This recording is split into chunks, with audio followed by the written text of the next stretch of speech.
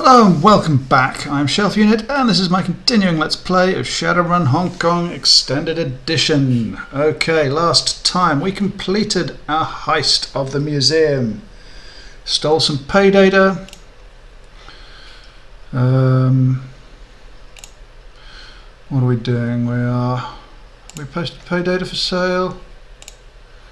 Yep.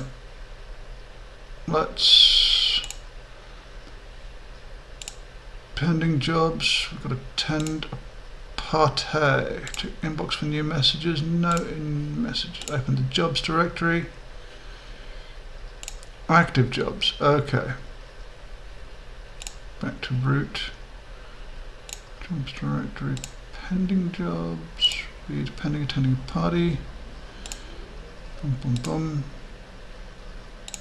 Walk away. Let's go and have a quick chat to our various peeps.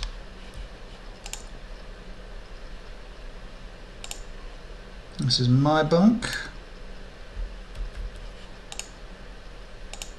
Let's talk to Duncan. You're back. Need something else? What do you think about that last run? Oh man, you remember the Megatron movie we snuck into one time? The one where the mummy took over Chicago? Yeah, I seem to remember you kept your eyes shut through most of it. He nods. That's the one. Completely freaked me out. I slept with the dumpster lid shut for a week. What a pleasure it was to go on a run that brought back such hideous memories. Still can't believe you made me deal with that thing. I mean, it was a mummy, Sarah. Don't make deals with mummies. He cradles his head in his hand. Fuck, I can't even believe I just said that. I don't know that Shadowrun has dealt with crap like this. Can't say I'm a fan, Sarah. Not even a little bit. Anyway, enough about that. Need anything else? Let's talk about being Shadowrunners. What's there to say? I worked my ass off to pull myself out of the gutter and make something of my life. I did what it took to earn my bronze, and now I'm a mercenary hiding in the shadows of a foreign country. Doing dirty jobs the corps need to keep off the books. It's the reverse of everything I ever wanted. You seem to be taking it pretty damn well, so let me ask you something. You said you thought that Raymond was alive too, and we'd run the shadows till we could figure out what happened to him. Was that true? Yep, for me this is all about finding out what really happened to Raymond. Wu nods, clearly satisfied. Good, we're on the same page. I feel better knowing that. What's your opinion of Kindly Chang? I'd say she's got us right where she wants us. Right under her thumb. What do you want to talk about specifically? What about this plastic-faced man? Creepy dude's nothing new to me. Even well-dressed creepy corporate dudes. Between the gang as we grew up with and the shit I've run into as a cop, I've seen all kinds. I just want to know who he is and who he works for. Think we can trust her? Triad boss and underground fixer? No, I don't think we can trust her. But as long as we all share the same goals, we should be okay. Makes sense. As long as we serve her interests, she doesn't have a reason to screw us over. Exactly. It's simple. She provides jobs, we do jobs. She gets info about Raymond and that plastic-faced man, and we figure out what the hell's going on. We figure out what's going on. She doesn't end up in the trunk of a car at the bottom of a river. Everybody wins. Just keep an eye on Strangler Bow. Just keep an eye on everybody, and that guy's definitely no exception. I've seen plenty of cold killers in the Barrens. Plenty more since I joined the Lone Star.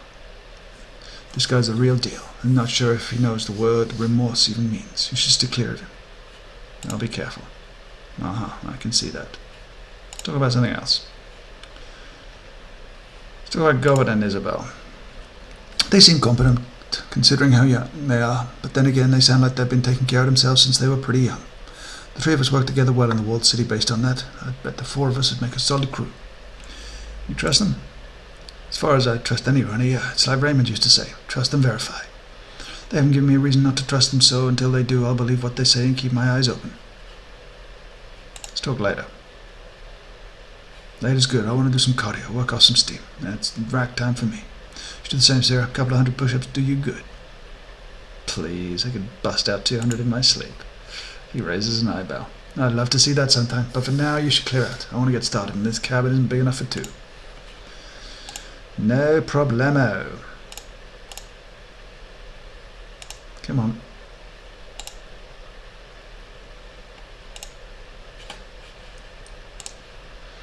Talk to Belle. Rain, you're back. She doesn't bother turning. Need something? Any thoughts on the last run? I always liked the old stories about robbing the rich. I dreamed of being like that when I grew up. You know, a righteous bandit like the ones in Water Margin or Sun Wukong. So I liked Wang's angle on the job. Break in, liberate some priceless artifacts and get out. I can't think of any stories that involve angry mummies though. That's a new one on me. I mean, I guess I can understand being pissed off you've been trapped for centuries. That makes sense, but I'm not sure the deal you made with that mummy was a good one. What happens when it's free? Is it gonna go run around haunting people across Hong Kong? I just hope it stays the hell away from us. Anything else you want to know? Can we talk about the ambush at Victoria Hall? I'd rather not. I lost friends there. Duncan and I didn't come out of the attack unscathed either. They shot Carter down, same as your friends. Was she your friend? You didn't seem that close. She returns her attention to the octopus, turning her back on you. You don't like talking about things other than your computer very much, do you? There's a long pause before she responds. When she does, she sounds vaguely hurt. I prefer not to. Nothing personal, it's just the way I am. There's nothing wrong with that. I just want to know who I'm running with. Don't you? Yes, you're still a mystery to me. There's a long pause. I don't like mysteries, but I do enjoy solving them. She turns and gives you her full attention. So here's what we're going to do. I'm going to ask you a question, something personal. After you give me an answer, you get to ask me something. Think of it like a game of questions. We take turns until one of us wants to quit. Deal? Deal. You go first. Ask away. She studies your face. Let's start off easy. Tell me what you really think about Doug. He's a pain in the ass, but he's like a brother to me. Interesting. Her eyes flit to the doorway of Gobbett's cabin. The corner of her mouth tilts upward into a slight smile. Hardly that familiar. Well, you've answered my question. I guess it makes your turn. How'd you and Gobbett meet? Her brow furrows. After a moment, she screws her eyes shut. We met as kids in the walled city. My prison was her playground. Sorry if that was uncomfortable for you. No, it isn't that. It'll be fine. She shifts her gaze to the octopus. I just have a hard time remembering those days.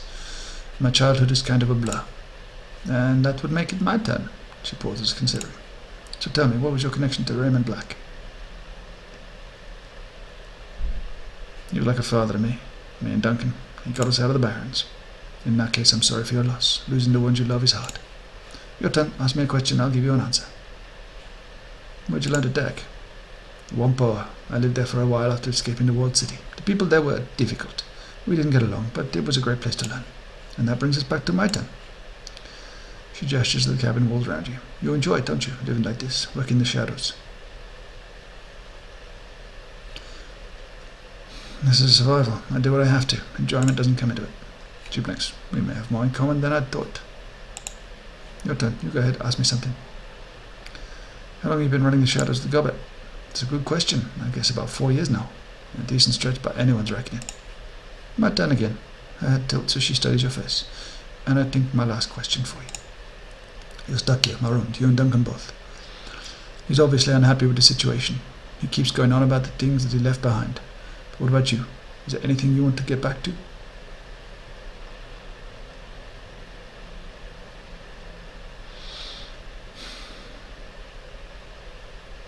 Nothing worth mentioning. Truth be told, I'm enjoying the change of scenery. Nothing. There isn't anything about your old life you miss. I don't know whether to envy you or feel sorry for you. She glances down at the clock at her desk. An antique model with physical hands that looks like it's wrenched out of a submarine. A frown spreads across her face. Shit, it's even later than I thought, and I've still got a long way to go before the octopus is fixed. She begins to turn away, her attention fixed on the stack of partially disassembled cyberdecks right in front of her. Aren't you forgetting something? She stops in place, fidgets. If you've got another question, go ahead and ask, but be quick about it. I need you to tell me what you can about the walled city. Her voice goes cold. Why?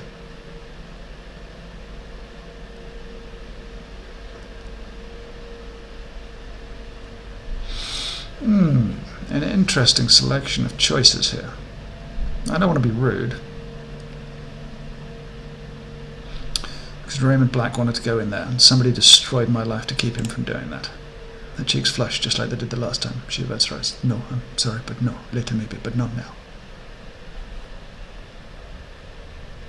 All right as well. Maybe next time. Blinking, she turns away and buries herself in the octopus's splayed innards. Please excuse me, I have work to do. Well, we're getting a bit more familiar, so I won't push you this time. Welcome back, Seattle. She salutes you with her spoon. What can I do for you? Any talks about the last run? Gobbet positively vibrates with excitement, clapping her hands together with a huge grin. That was awesome! Think about it, we broke into some rich jerk's manor house, stole his artifacts so they could go to a museum, and we fought mummies. If that's not the plot of a Trid blockbuster, I don't know what is. I'm not even sure what I think about the mummy's trinket. I've never had a dead person owe me a favour before. I'm not even sure how that works. Be careful when you use that trinket. As long as he does what we tell him to, that's pretty awesome. But if the Trid taught me anything, it's that mummies are always waiting for an excuse to run around cursing everyone. So what else do you want to chat about? Sorry about that. If you're up to talking about it, I wanted to go over the ambush back on the docks with you. Yeah. She nods slowly, frowning. Yeah, I figured you would. That was a hell of a thing, right? Could say that.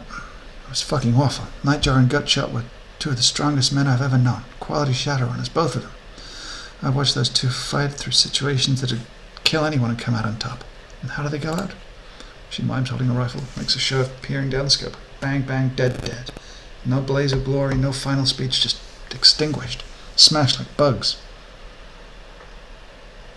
We would have gone the same way if you hadn't got us out of there. She absent-mindedly raises her bowl to her shoulder, and Rat crawls over the slope of her back and lowers his head to lap at the broth. It was more Rat than me. She's the one who grabbed me by the gut and led us to that sewer entrance. All I did was follow.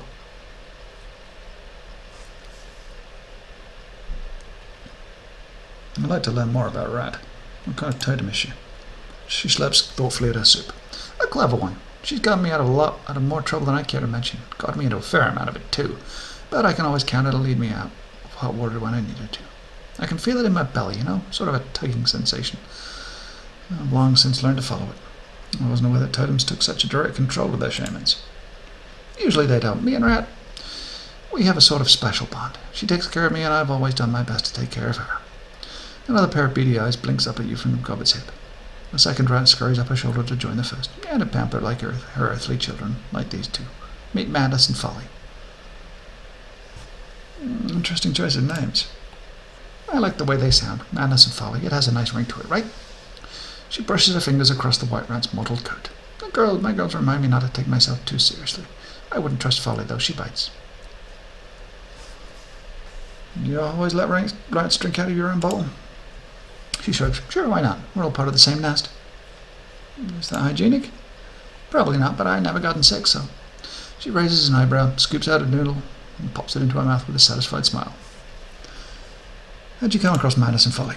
She raises an eyebrow. I looked at it outside. I mean, the rats. Hong Kong isn't experiencing a rodent shortage or anything. So you just picked them up off the street? Yeah, I think of them as rescue vermin.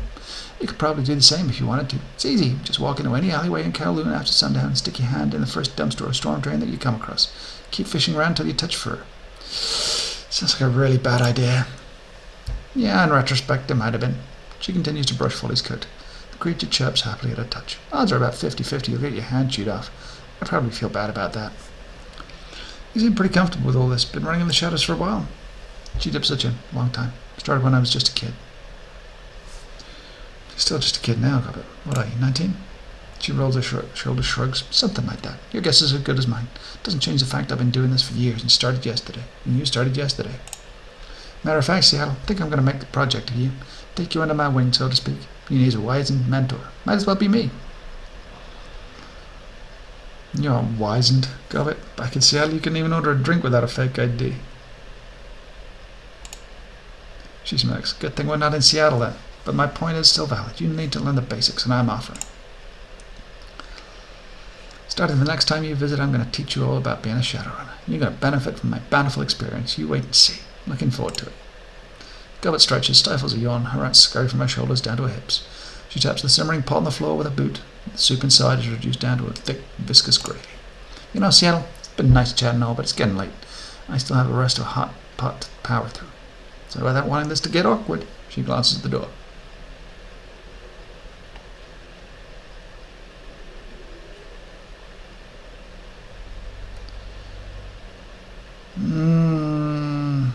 So, yeah, I can help you with that if you wanted. Thanks, but no thanks. Smirking, she brushes Folly's coat with her knuckles of her left hand. You can go get your own food. Now would be a good time. All right, I get it. Talk to you later, Goet. Yeah, we'll do that. Be fun. Okay. So let's go head back down. Let's head all the way down. I wonder if we can talk to the talk to the director again. Welcome back, my friend. What can I do for you?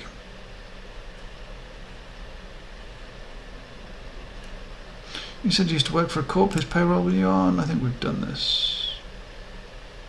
That is something of a sore subject. My departure was involuntary, you see. I did not part ways with my employer under the best of terms. I will tell you that I worked for Grishin Aviacorps, but you'll forgive me if I don't wish to go into detail. Bye. Okay, let's see. Can we go in here? Talk to Gaichi. Gaichi dips his head in greeting as you enter. Hello again. How may I help you? Any thoughts on the last run? I am not certain what insight I could grant you. I was not present on the mission, so my understanding is purely second-hand. Is there anything else I can do for you? Laters.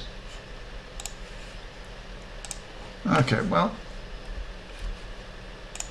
let's head up and out.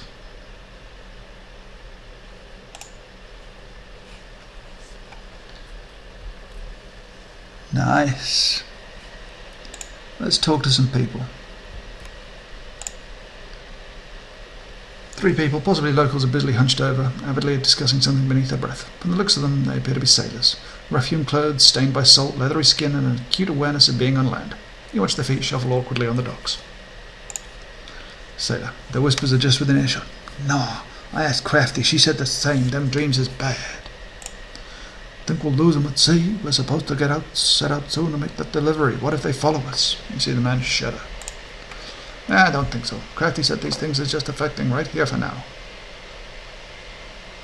Sorry, the guy walking past sort of distracted me there. Didn't realise they had those animations. First sailor points to the ground. As soon as we sail, dreams will stop. Hey! Third sailor sees you and taps her friends on the arms. They shoot upright.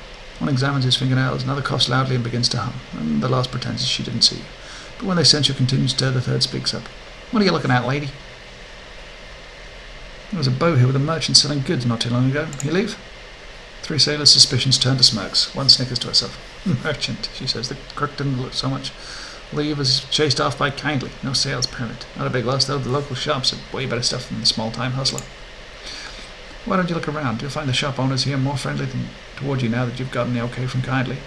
Thanks for the tip. They all exchange a look. The first sailor responds, right. Stay careful around these parts. I overheard you talking about the dreams. I've had them too. You feel an uneasiness pass through the sailors.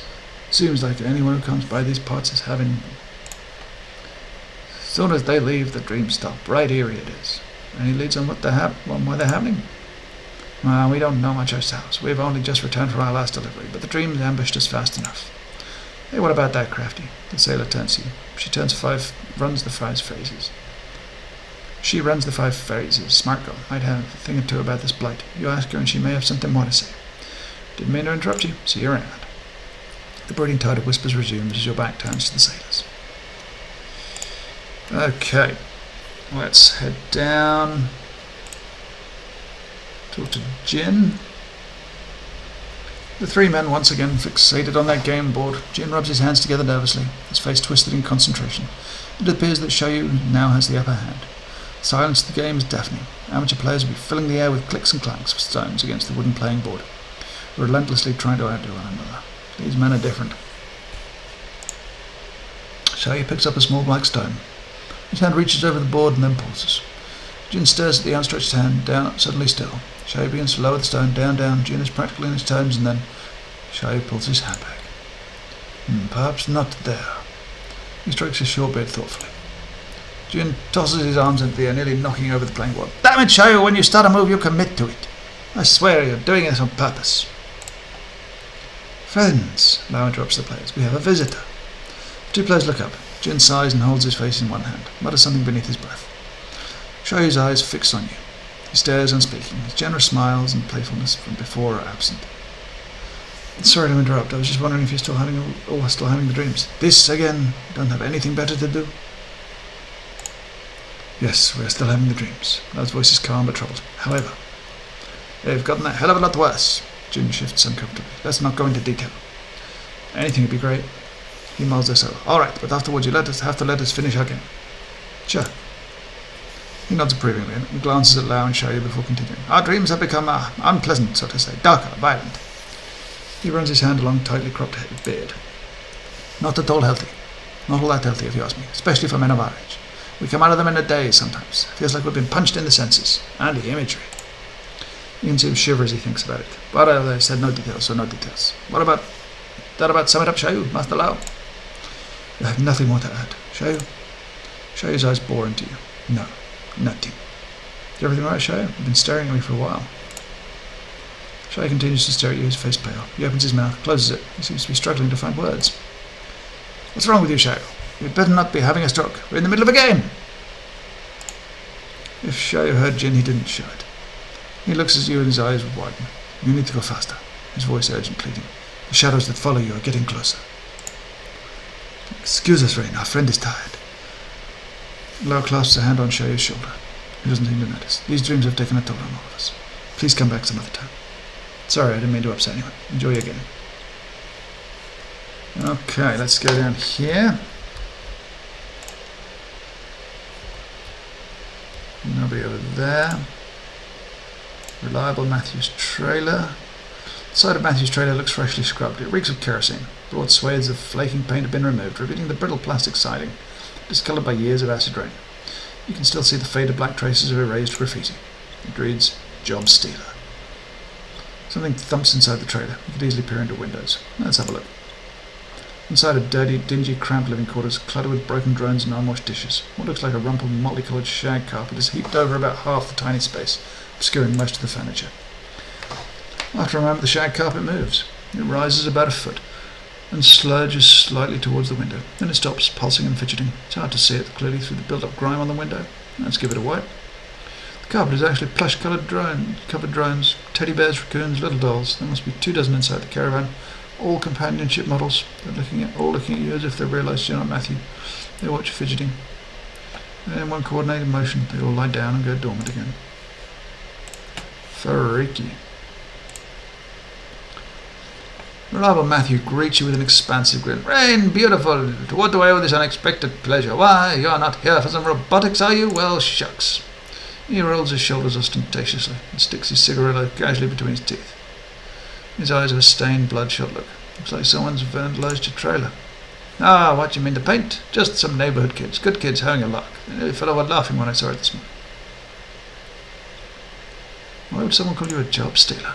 No idea. Drones are job makers. He waggles his cigarillo at you. I know what you're thinking, Rain. I think it myself. Drones take jobs. Well, medicine takes jobs from undertakers, and sewer drones take jobs from people who used to crawl through the filth to feed their families. He holds his hand and somberly over his heart, and his voice deepens. When you see a drone messenger or maid, it's easy to think that used to be a person. Could be, but that person can do another job now. And they have a drone themselves. Everyone is better off. Why? Matthew's voice rises, his smile winkles painfully around the edges as he carries on enthusiastically. The same people who call drone dealers job stealers often themselves count me for. Matthew suddenly shuts up, his smile gets even more waxy. Hey, let's not get all wound up about this stuff. It's too cheery a day for running off in our heads. Back to business. I'm always about business. And pleasure at the same time. Bye, Matthew. And let's roll up down here. Let's just talk to Crafty.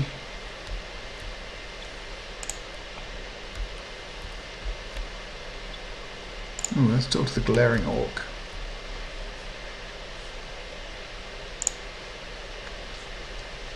The diminutive female orc regards you with a sharp, challenging look. The fierceness of her expression contrasts starkly with her sweet, rounded face and neat bob. She flexes cyber fists. She fires off a rapid-fire approach in a thick Filipino accent. I don't want to try that one. Why are you staring like that? Didn't anyone teach you manners? She plants her fists on her leather-clad hips and juts her chin at you. Relax, I don't mean to stare. She gives you an unwavering sidelong glance. You're a stranger on my turf. I expect people to be civil to one another. This isn't your turf. It's a public area, and besides, these streets belong to my boss. Kindly change. Your eyes, Orcs. Orcs' eyes narrow. You're not too good at making friends or fitting into new surroundings, are you? I think we got off on the wrong foot here. She blinks and her jaw unclenches. It's all right. I can tell you're a newcomer. I just feel a little protective of my part of town. The Orc looks you up and down. Finally, with a gruff nod, she introduces herself. I'm Rosario Ignacio, one of the members of my community, Cherry Pink. I specialize in transport missions and nanny services, and I occasionally Shadowrun for walking around money. I can also fry up a mean batch of lumpia, but you can't have any unless I like you. You said you make great lumpia? What's that exactly? Filipino spring rolls. Crispy and delicious and full of pork, or whatever pork-flavoured substitute is on sale. Important to be frugal. It has suddenly become very important to me that you like me. The corner of her mouth twitches upwards. She gives you a sidelong glance. The newest addict. Everybody wants to be my friend, but everybody wants lumpia. Only a handful deserve it. You said you're a nanny? She nods enthusiastically. Look around you. See the Shadowrunners and dealers of contraband and Johnsons? There's a fair number who have kids, though they wouldn't shout it from the rooftops. It's usually too dangerous to keep family close. That's where I come in.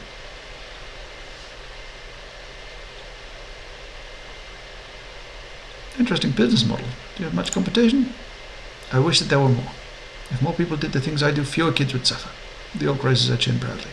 I've taught children good manners, hygiene, and proper use of firearms for over 20 years. You teach kids to use weapons? I show them how to use weapons safely. She jabs a finger at you for emphasis. What's dangerous is not explaining their world to them. The shadows, that is. These kids have to grow up fast. Weapons training is appropriate when you're living in Smuggler's Den. Makes perfect sense to me. I'm really glad that someone finally gets it. The gut reaction for most people is to deny the danger. The rest seem to think that children are too immature to step up to the challenge. Me, I trust my kids. I don't underestimate them, and they never let me down. How did you go from babysitting to running the shadows? Her cheeks flushed. Well, I used to take care of children of a woozing bigwig up in the peak.